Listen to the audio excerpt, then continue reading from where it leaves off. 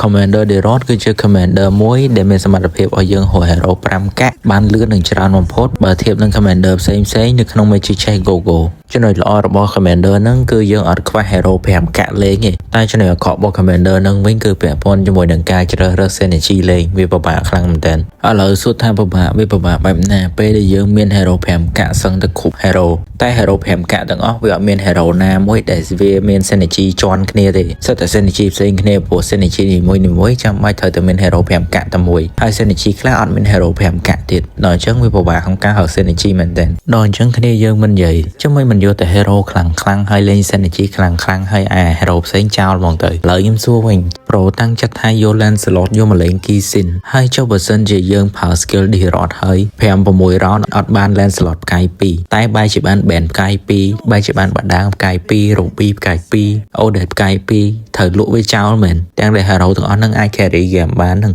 ដល់អញ្ចឹងចេញមកសនួរទៀតចុះបើខ្ញុំຕົកទាំងអស់អញ្ចឹង Synergy ញ៉ៃអញ្ចឹងលេងមកឈ្នះគេកុំភ័យតែខ្ញុំនិយាយអញ្ចឹងហើយខ្ញុំព្យាយាមហៅវិធីដោះស្រាយ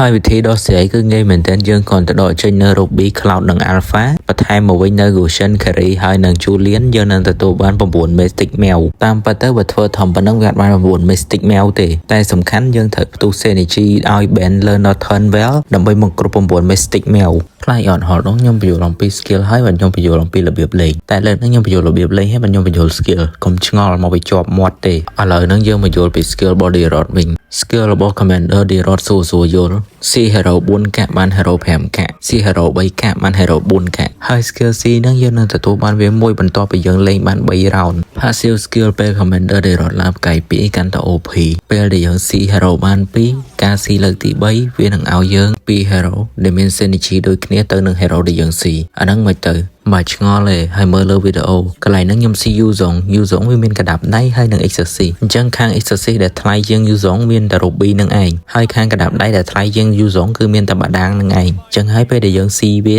យើងនឹងទទួលបាន Ruby និងបាដាងសម្រាប់ការ Derot យើងនឹងបន្ថែមបានប៊ូតុង C មួយទៀតដែលមានសមត្ថភាពដូចនឹង Skill Sin ដែរគ្រាន់តែវាអត់មានសមត្ថភាព C មួយបាន2ដោយអា Skill Sin ពេលដែល C បាន2ដងហើយរៀងរាល់ពេល3 round យើងនឹងទទួលបាន Skill នឹងមួយបន្ថែមទៀតនិយាយទៅគឺដូច skill សិនចឹងហើយអីដែលខ្ញុំចង់បន្ថែមសម្រាប់ hero ណាដែលគេទិញអស់ពី shop ហើយទោះបីជាយើងស៊ីប្រហែលដងក៏អត់បានដែរពេលទៅអស់ចឹងហើយវានឹង random hero ឲ្យយើងហើយមើលទៅក្នុងវីដេអូនឹងដឹងហើយឱកាសខ្ញុំត្រូវខ្លាយជាតារា Lancelot ខ្ញុំខ្វះ1បាដាងខ្ញុំខ្វះ2 Pro Super Sin នឹងពិតជាឆ្លាតមែនក្នុងចិត្តខ្ញុំចង់និយាយថា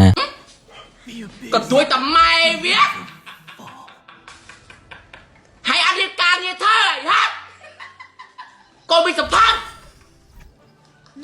ក៏ដៅទៅភ្លើងមិនបាយពុក Let them cling to their thrones. I'll build one that none can challenge.